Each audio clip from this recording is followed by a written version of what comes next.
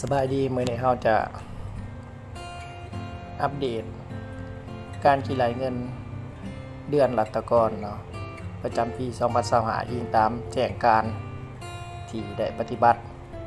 ในเดือน1 2025ก็คือว่าได้มีการปรับเปลี่ยนเงิน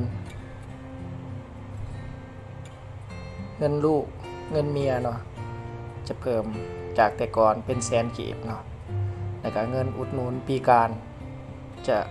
คูณ2เนาะตามแจ้งการระเบียบนั้น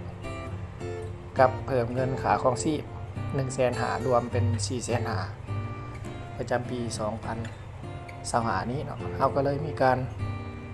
อัปเดตแอปของเราเพื่อให้มีการคิดไหลได้ถูกต้องสอดคล้อง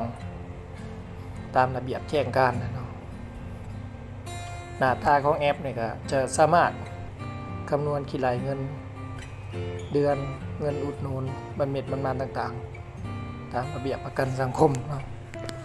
ว่าจะเป็นภาครัฐภาควิสาหกิจก็สามารถคิดไหลคำนวณได้ถ้าสนใจก็สามารถดาวน์โหลดติดตั้งนำใช้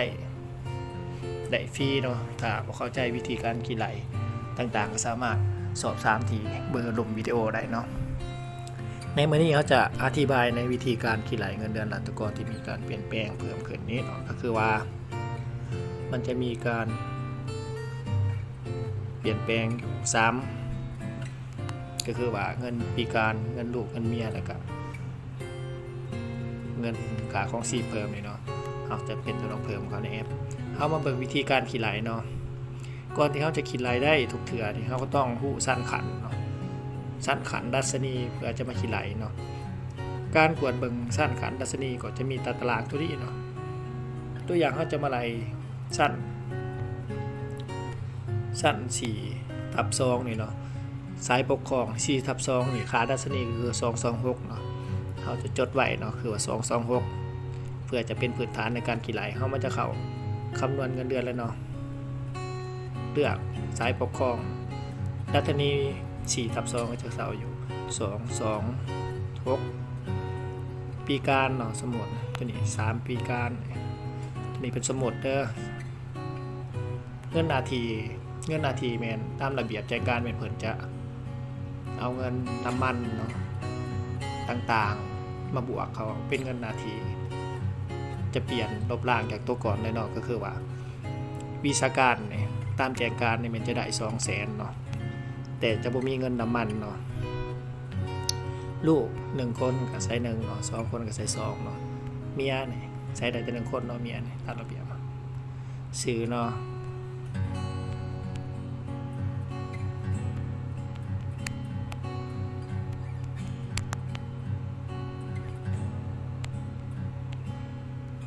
เมื่อเขา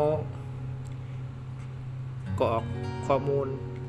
ตามบล็อกต่างๆสมบูรณ์แบบแล้วเขาก็กดส่งเนาะเพื่อจะคำนวณ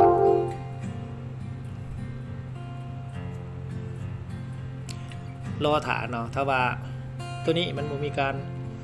มันอัปเดตช้าเนาะของแอปนี่มันจะอัปเดตช้าเขาก็สามารถเบิ่งผ่านเว็บได้เนาะเว็บนี่มันจะคำนวณไวกว่าเนาะกับผลรวมกับออกแบบเดียวกันการคำนวณก็จะออกมาเป็นลักษณะรายงานแบบนี้เนาะสามารถ